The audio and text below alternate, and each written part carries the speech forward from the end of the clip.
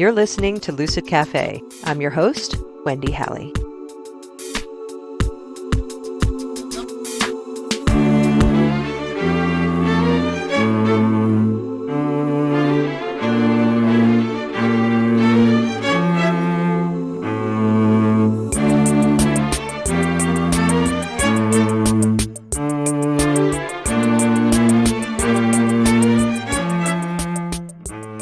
Hey, welcome back. I was trying to figure out what to call this episode so that people would actually listen to it. I was thinking maybe chocolate and puppies and the dying process, but then I thought that you might be upset that chocolate and puppies don't actually come up in the conversation.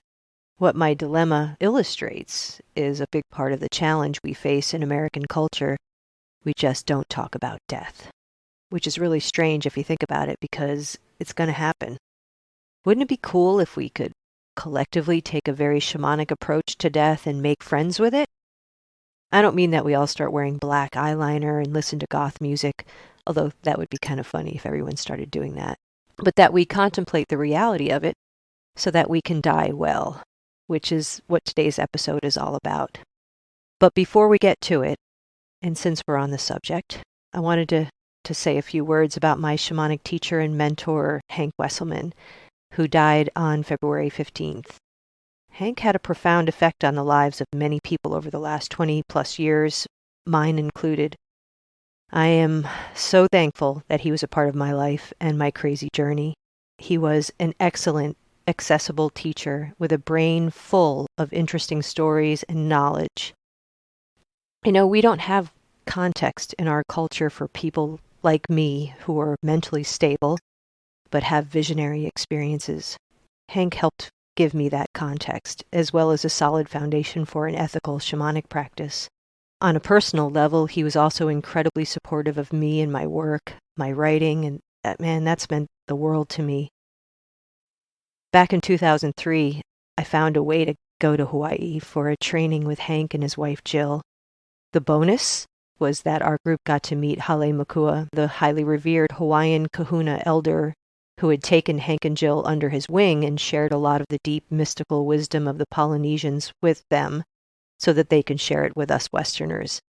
At the end of the week of that training, after a really powerful traditional ceremony facilitated by Makua, we had a celebratory meal. I sat down at Hank's table, and I believe Makua was sitting there too, and Hank was talking about how after he dies, he'd like some of his ashes rolled into a big fat joint. And then he looked at me and he asked, "What do you think, Wendy? Would you be up for smoking my ashes after I'm gone?" And I remember thinking about it. I mean, I didn't know if he was serious. So I looked at him and I said, "That's fucked up, Hank." And he laughed. I really liked Hank a lot. I feel fortunate to have known him, and I look forward to the time when our paths cross again. If you want to get a dose of Hank, Lucid Cafe style, he came on the show in the first season. It remains the most downloaded episode in Lucid Cafe history. Speaking of Lucid Cafe, let me introduce you to today's guest, Dr. Jeff Spiess. He's the author of Dying with Ease, a compassionate guide to making wiser end-of-life decisions. He suggests that if we honestly face our mortality, we'll make wiser decisions, die with less distress, and live the remainder of our lives more fully and with less anxiety. Dr. Spiess spent his medical career with people facing serious illness and death, first as an oncologist, then as a hospice physician. He's lectured extensively and has been recognized as a leader in the field of end-of-life care. He observed through extensive clinical experience and innumerable conversations with the dying and those caring for and about them, the burden of unnecessary or avoidable suffering and distress engendered by the American tendency to avoid facing death as an inevitable personal reality. His medical practice and writing are informed by his interest in philosophy and theology, and he finds additional insights and depictions of dying in literature, including sacred texts, music, and popular culture. Please enjoy my conversation with Dr. Jeff Spiess. Thank you so much for coming on the podcast. It's a delight to be here, Wendy. You've written a book about a very difficult topic. I'm curious, what inspired you to write a book about death? Yeah. Well, just the who's this guy. I've recently retired from a medical practice, first in oncology, then palliative care, and then for the last 15 years in hospice care as a physician caring for the dying. And through that time, I learned a tremendous amount from mainly from the patients and some from their families. They told me a tremendous amount about what they were going through, what it was like for them, not always in words, but in just watching and listening to the conversations that were happening.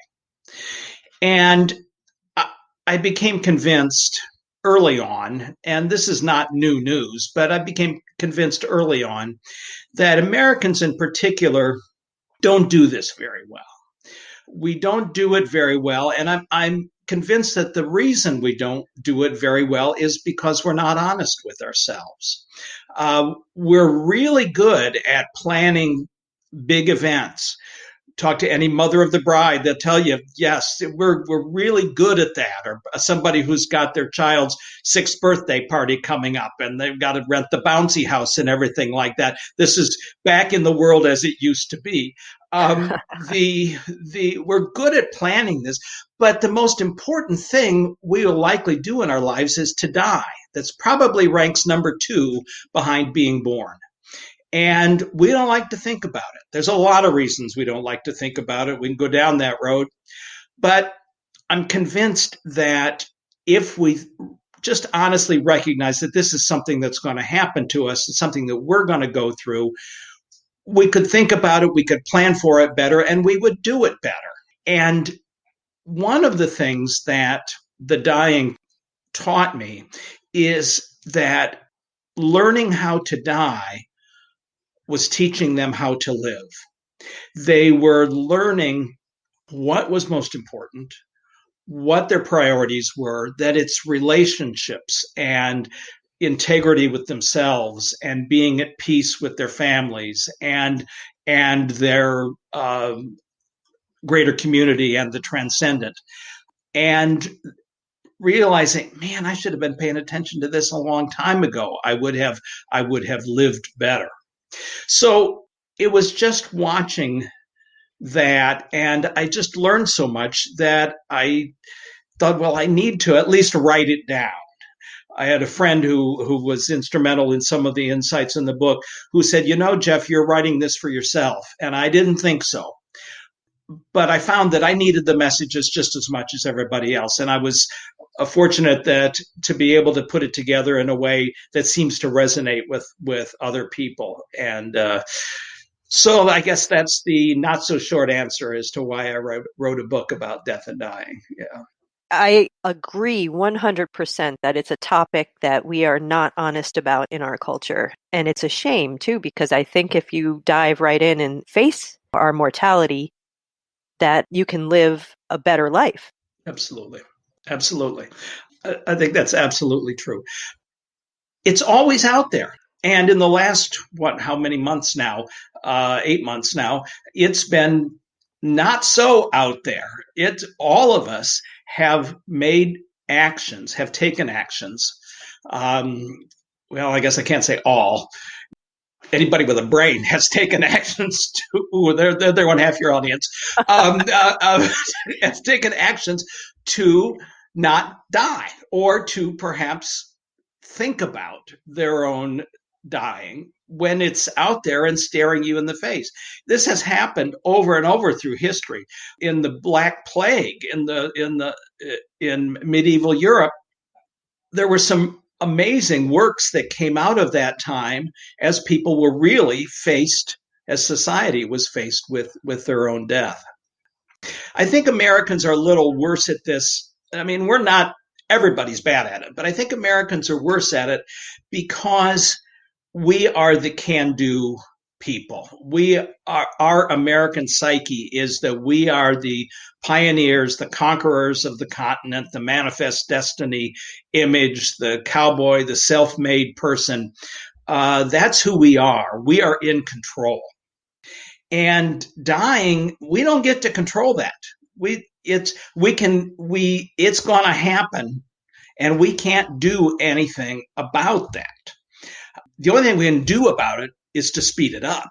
That's the only thing we can do about it.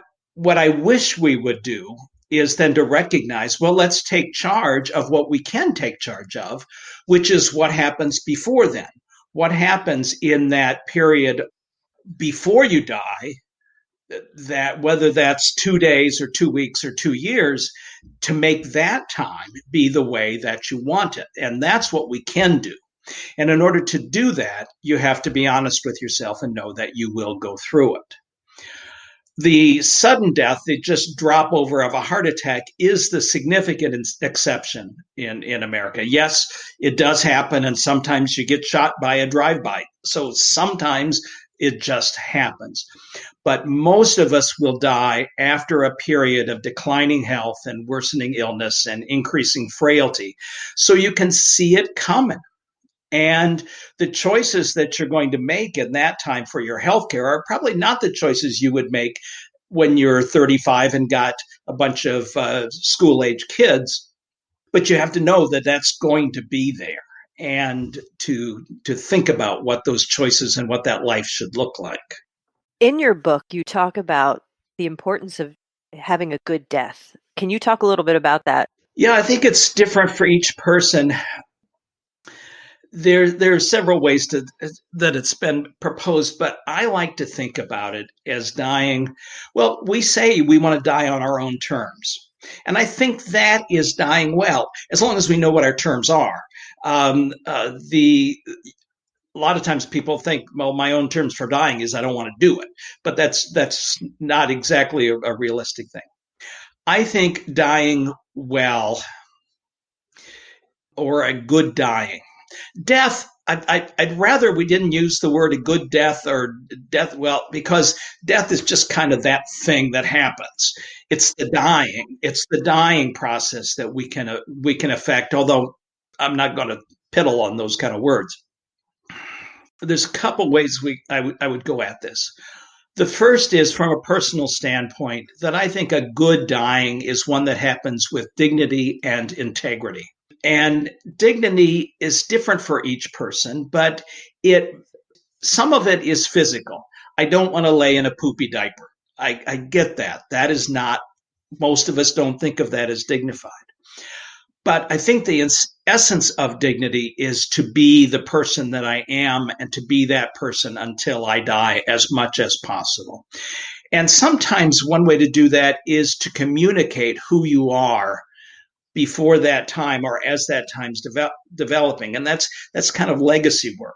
Make the people that write letters to their grandchildren that haven't been born, the people that make videos that tell about their lives. Those are tremendous ways of your dying to be good. To put a little structure about it, I'm going to steal from another author whose work, it's over 20 years old, is Dr. Ira Byock, who wrote the book Dying Well, is back in the 1990s. It was one of the first of this genre. And he looked at the dying process and identified jobs that needed to be done. And the jobs that he saw that needed to be done were things that needed to be said. And these were, please forgive me, I forgive you, I love you, thank you, and goodbye. As you hear those things, as you hear those phrases, what happens in most people's brains is that they recognize, oh yeah, that's somebody I need to say that to. That's somebody that needs to hear that from me. And I think that's an example of what a good dying can be like, is to kind of not check those things off the list, but to heal those things that are broken. Of course, the obvious thing that most life counselors will tell us is, yes, think about that list and do it now, and don't wait till you're dying, because then the rest of your life will be better because you will have healed those relationships. But I think those are the kinds of things that a good dying entails. Yes, some of that is medical. you can't do that kind of good healing work if you're writhing in pain. I got to be a good hospice doc and take care of your pain. I got to make sure you're not retching and throwing up all the time and that you can breathe enough that you can talk or write or communicate. Yes, that's part of a good death. But good deaths can happen when there's lots of symptoms, and lousy, horrible deaths can happen without symptoms. I think it's the inner self, the inner healing that makes the good dying. Yeah. Yeah, I have to agree. I had the opportunity. It was probably one of the greatest gifts my mother ever gave me besides life. She was diagnosed with cancer when she was 43. Yep. And they gave her 2 years, and that's exactly how long she lived. But in that time frame of her dying process, she didn't die well. She was in pretty severe denial. And unfortunately, I think her oncologist helped with that by making promises to her that he couldn't keep, saying that she'd be able to do things again. The cancer went into her bones, so her bones were starting to break, and she wasn't going to be able to have the mobility that he was suggesting that she could have. She also, this is totally my mom too, she bought him artwork to see if maybe she could get better treatment.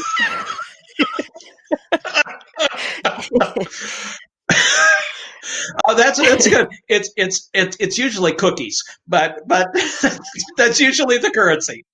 Okay. But what she taught me in her dying process, so I was in my early 20s when this was all happening, is that I think kind of what you're alluding to when you're watching someone go through the dying process, you can observe quite a bit. Maybe not all of it is spoken, but one of the things that my mom taught me in that process was the importance of not having regret. At least that's my conclusion. I don't know if it's accurate or not, because she can't defend herself at this point. But there were some regrets that she verbalized, but there were a lot that she didn't. And you could just feel it when you walked in her room. Like she was holding on to life with white knuckles. And she had a very painful passing, plus the type of cancer was not pleasant either. But what she taught me was the importance of not asking the question, what if? Right. Like if you have the luxury of a deathbed, I don't think I want to lay there and ask the question, what if I had made peace with this person? Or what if I had pursued this dream? Or whatever. It just seemed like it was the recipe for regret. So ever since witnessing that, I've been very deliberate in how I've lived my life, just taking risks. I mean, I think about death all the time, not in a morbid way, but just more of a like, hey, I'm only here for so long. I want to take advantage of this experience while I'm here. That's thanks for risking and sharing that, Wendy. I can see it's still painful. Can I just ask? You don't have to tell any secrets, but how old were you when your mom died? I was 24. Okay. Yeah. Regret is a tough one because because you don't know you don't know what the outcome's going to be. Do you in all my years as an oncologist, I just can't think I could have done something more. I should have taken that last kind of treatment. That's a tough regret.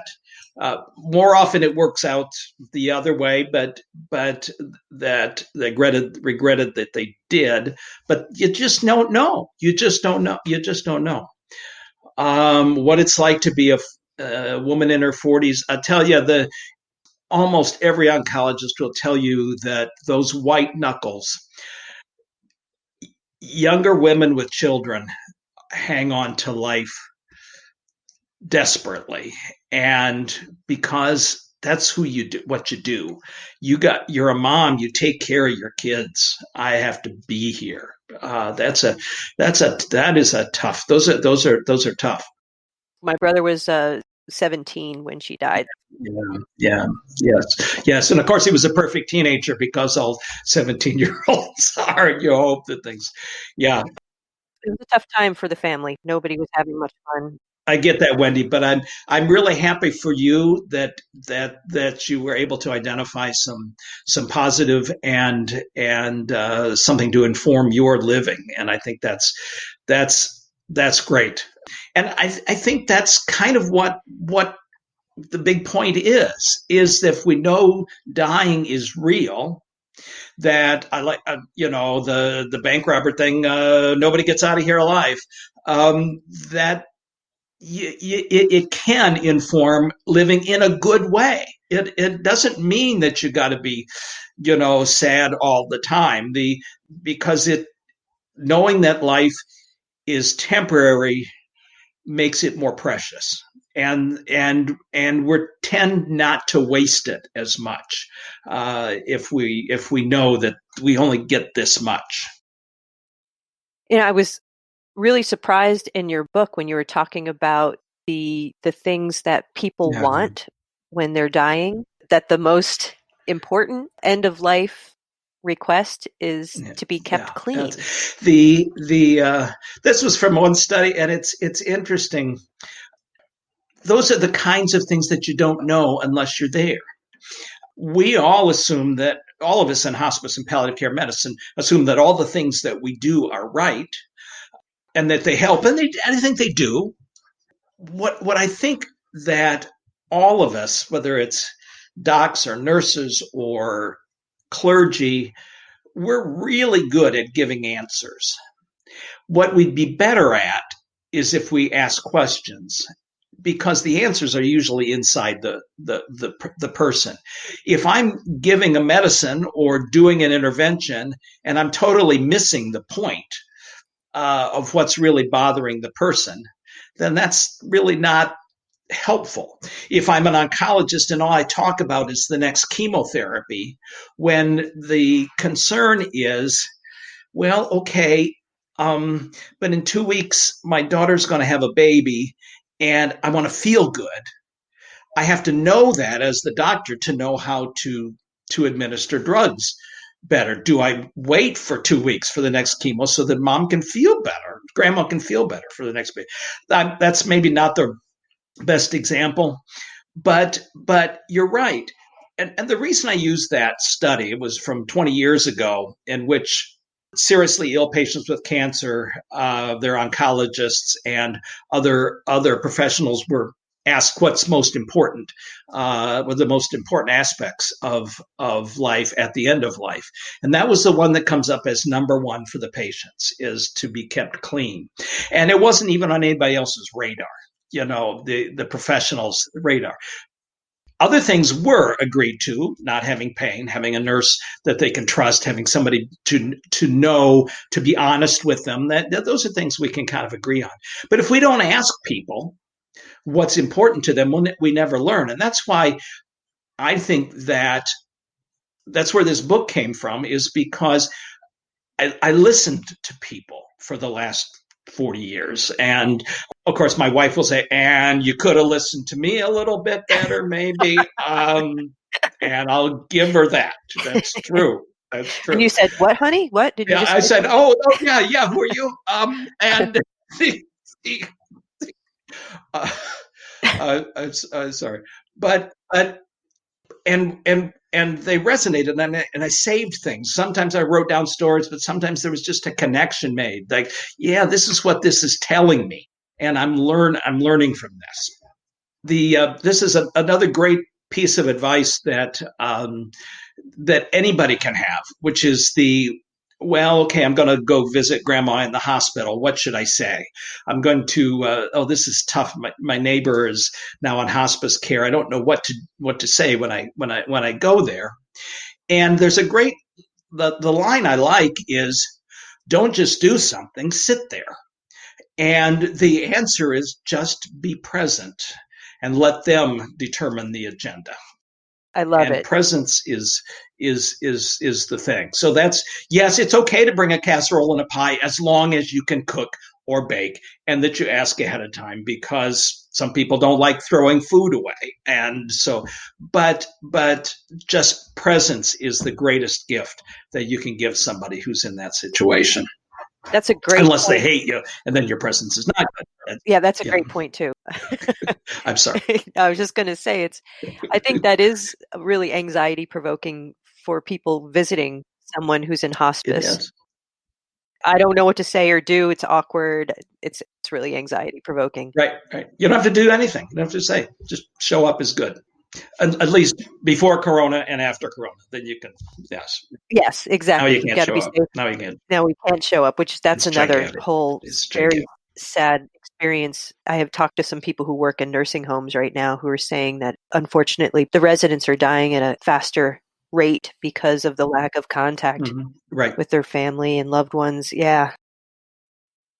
One of the questions I wanted to ask you in all of your years in this field, is it your kind of informal assessment that people prefer to die very consciously, like they want to be aware, or do you feel like they would prefer to be sedated and not aware of what's happening? Well, that's a good question. I don't know if I've ever been asked that one before. I'm sure it's individual.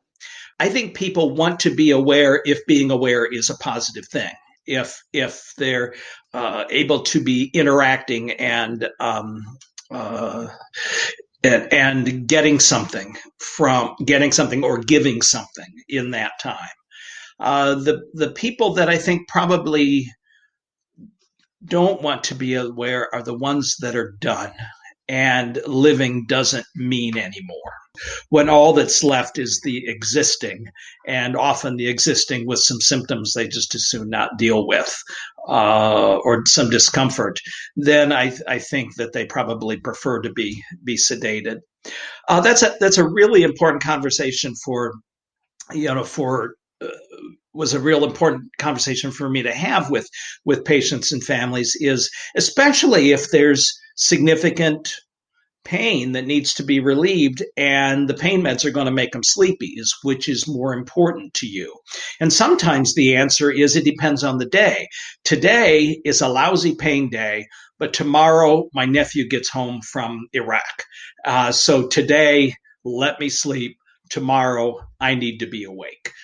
So I think it depends on what's happening when you're awake. I'm also curious about what you've observed with respect to people's willpower, their will to live.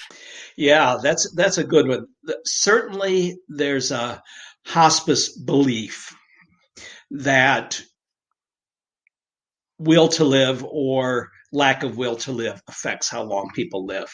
I don't know if it's that simple, but I think that the timing of dying is well. I heard a lecturer once say, "Dying is not a problem to be solved; it's a mystery to be experienced," and I like that. So let me just kind of toss out a few things that kind of get said in the hospice world and see where that gets us. One is that people choose the situation of their dying. They wait for the right person to get there, or they wait for the right person to leave the room. And it's anecdotal. We've all seen that's episodes in which that seems to have happened. So the one thing that informs my thinking a little bit here is, and this isn't going exactly where you asked, but when people choose to be more sedated because being awake is really not okay, either because of physical symptoms or distress, we certainly see people who seem to, when they finally get sedated, they relax and just die, and die faster than it seemed like I would have expected them to. And I see just the opposite. People that we thought, well, okay, they really only have a few hours anyway, would, give them sedating medicines and they seem to live longer. And I think that the pain, the distress that first person was going through might have been keeping them alive. It was the pain produces energy that you have to fight against, and if you're fighting, you can't relax and die. And for the other people, I think, well, a line I sometimes used with families when grandma didn't seem to be going anywhere, but she seemed comfortable, is, well, she's laying here. She's being well taken care of. The people she loves the most are around her. Her pain is taken care of. Why should she leave? This is the best she's ever had it. So I don't know. I don't know. I do think people sometimes do curl up and die in relationship to your question. I do think people sometimes hang on with white knuckles, and as long as you're fighting, you find the energy to keep going. It is a mystery out there. Yeah. Yeah, it makes sense. It also makes sense that it's mysterious. Yeah. Are you familiar with the psilocybin studies that have been done on cancer patients at NYU and Johns Hopkins? I'm familiar with some of the psilocybin studies. Yes, yes, but I'm not conversant with all the findings. I do think it's fascinating. The studies so far, they've had really wonderful results in lowering of depression and anxiety around death. Right. After taking a heroic dose of psilocybin with guidance, Yeah. and of course setting up the experience very intentionally and then processing it afterwards. Yes, I guess I've read a couple articles and I did sit in on one educational forum that talked about this, and I think it is fascinating. I'm not sure quite what it's telling us, what it's telling us, but I think that it's adding another layer of question in my mind, another layer of questions as to what's this all about and what does this mean. I think it's fascinating. It hasn't made me go out and look for mushrooms, but anyway, yeah. Yeah. Yeah, I love those questions that those experiences are opening doors to. That's kind of how I roll anyway. But Right, right, right. what are your thoughts on the importance or lack of importance of having a spiritual leaning or bent versus not having one, or religious one versus? Yeah. So religion, I would say, is probably, well, I'm not sure. I'm not sure. So let me, I think it's gigantically important, but then I'm kind of a religious spiritual person and I see things in that bent. But I also know that that doesn't have to have anything to do with a religious practice or even a recognition of the transcendent.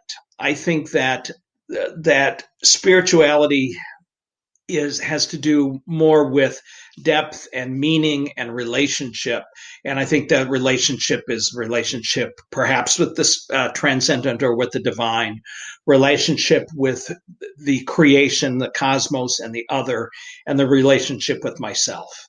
And I think those are the important pieces of that.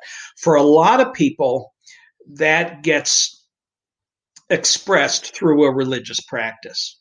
I have a friend who's a spiritual care hospice chaplain, to put it, and he tells me that the number of people who say they're atheists or have no spirituality, that most of the people he encounters, what they're really saying is that they're really pissed off at what religious practice or religious people did to them in their previous lives, and that those experiences shut off that part of their lives and shut off investigation of that part in their lives. And some of them are discovering that in new ways, and some of them die angry, and because that's just the way it is. I think you can die a tremendously spiritually whole atheistic death. I think that's entirely possible. Another chaplain told me once, she directs the chaplaincy program at the Cleveland Clinic, and they've got a multitude of various brands of chaplains. And I asked her, do you have an atheist chaplain? She says, Jeff, I would love to have an atheist chaplain, but the problem is there's no certifying agency. You can't, yeah, but yeah, because that need is there. It is humanity. We've been doing it for millennia, and it's there's a hole there, and I think that healing that hole, however, is important in healing one's living and dying. Yeah. Yeah. And I would imagine going through the dying process that those kinds of questions come front and center, because now we're talking about what's next, if there is a next. If people are honest, they become front and center. I'm convinced that some of the distress we see are related to those kinds of things not coming out. And I've certainly seen them, seen amazing things happen when that little piece that nobody knew about was able to come out. Yeah. Yeah. And maybe that ties into the psilocybin studies. I think maybe so. Yeah, Maybe so. opens that door. Jeez, yes, yeah. Oh, yes. That's right. That's right. Let's see. I got to think about how my church group's going to go if we think that. So hallucination and God are somehow tied in together. But who knows? They might be. But is it hallucination? That's the question, right? Because Or is it getting in touch with? a different reality, because that's what Ooh. I've actually never done any psychedelics because I don't seem to need to. But what people have reported, my understanding at least, is that the experiences that they are having while on psychedelics are hyper real. And Okay. hallucinations Okay. usually are confusing and disorienting. And people on psychedelics will typically report that it feels more real than their everyday Reality. Mm-hmm. existence. Interesting. Yeah. Interesting. And that's what I think is very therapeutic about it, because it kind of opens this door to like, maybe this physical reality, there's more to it than what Mm-hmm. I previously thought. Wow. Interesting stuff. It's good. It's great stuff. Yeah. It's great I love stuff. opening the doors to mystery like that and possibility. It's good. Yeah. What are your thoughts on assisted suicide? Right. So you're in Vermont, right? So that's a medical aided dying state, if I remember right. Yeah. The and I'm in Ohio, and it's not. Uh, so there's no doubt that through my years of practice, I've encountered situations in which I understand the need for another option. I My mantra in my practice, especially in my hospice practice, was relief of suffering. And I've never been in that situation where I thought that suffering was unbearable, but I get it. I think that legalization is a good idea. I haven't started marching or protesting, and I know a lot of people disagree. And the right to life, sanctity of life issues, I get that. I see wasted life so often that I think life is so precious. But I also know that suffering is not okay, and that at I guess I'm kind of giving the long-winded non-answer here, but it's when you look at who chooses it, and the Oregon experience, we have now over 20 years of experience in Oregon that shows who chooses it, and it's people who are suffering or who are see this horribleness coming, and they know this is my only option. Brittany Maynard, who was the young woman with the brain tumor who moved from California to Oregon months before she died so that she could avail herself of medical aid in dying, and then did it in a very public way. She said, I don't want to die, but I'm going to die.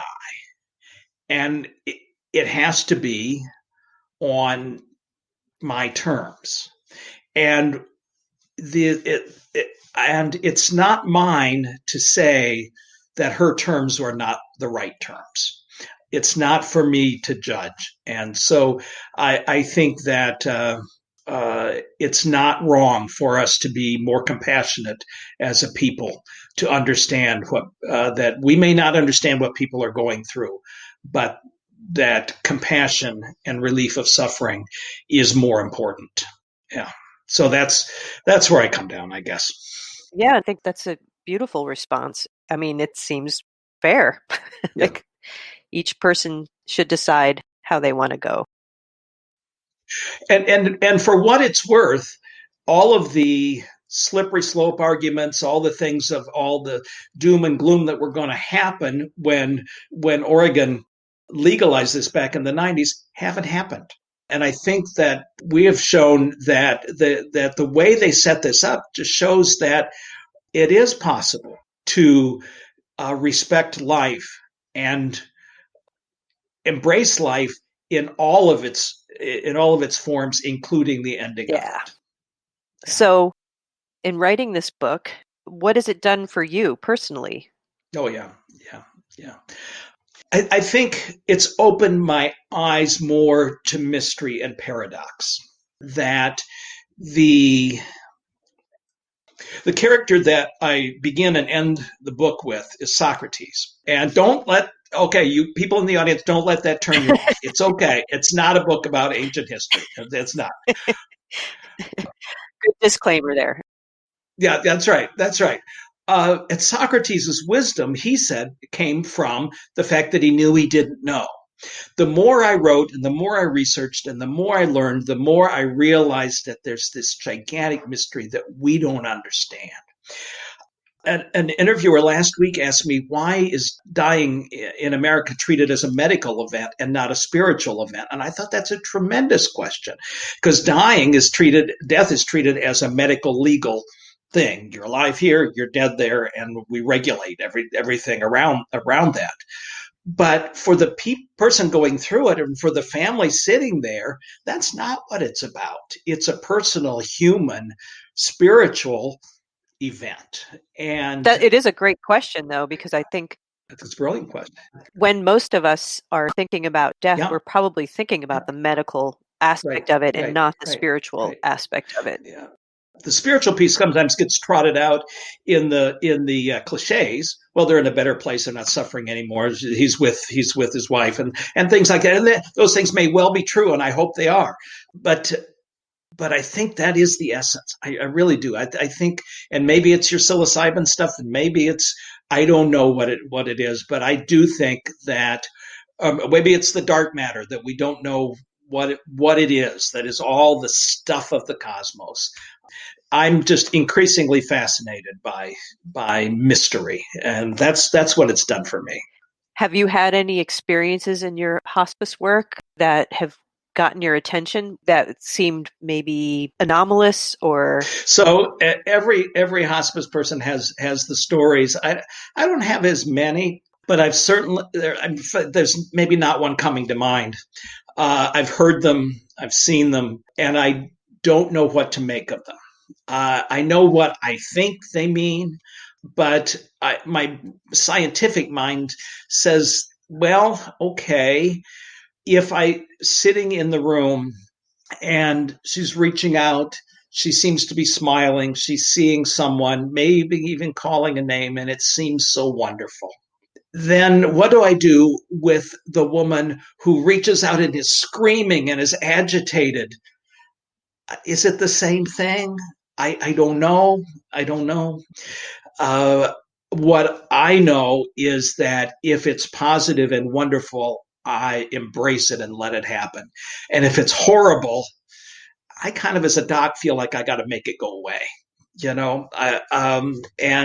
I don't know if I have the right tools to do it, but I can at least make it so that I can't see it. Yeah.